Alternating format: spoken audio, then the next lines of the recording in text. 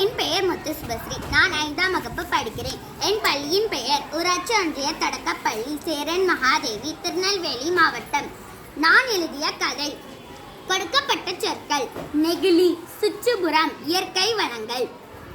ராமுவும் சோமுவும் நெருங்கிய நண்பர்கள். ஒரு நாள் அவர்கள் இருவரும் தெருவில் விளையாடினர். அப்போது நெகிழிப்பை பறந்தன. அதை தெருவில் உள்ள குப்பை தொட்டியில் போட்டனர்.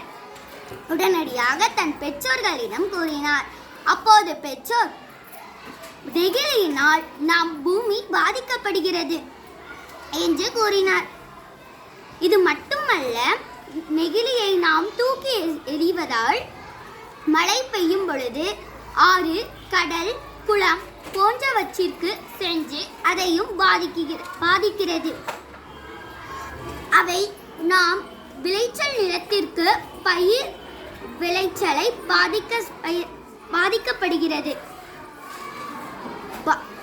அப்படியே விளைந்தாலும் அது ஆரோக்கியமாக இருக்காது.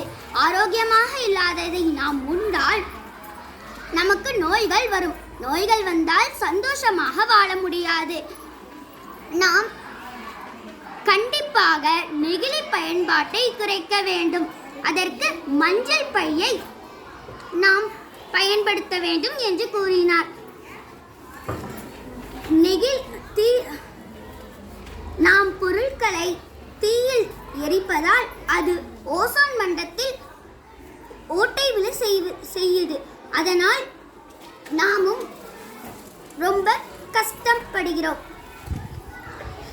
அடுத்த நாள் முதல் ராமுவும் சோமுவும் கடைக்கு சென்றால் மஞ்சள் பையை தான் எடுத்து செல்வார்கள். இப்படியெல்லாம் அவர்கள் நெகிழி பயன்பாட்டை குறைத்தார்கள். சந்தோஷமாக வாழ்ந்தார்கள். நன்றி, வணக்கம்.